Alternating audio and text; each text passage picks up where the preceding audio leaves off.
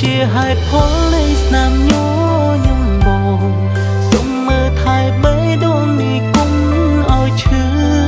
បងសន្យាតួរយលៀងឆ្នាំពុនលឺក៏ចិត្តយើងនៅក្បែរគ្នាអូនជាក្រុមយ៉ាងជាកៅនេត្រាបង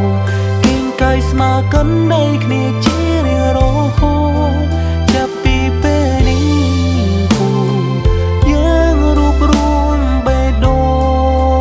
ងលើទីស្នេហា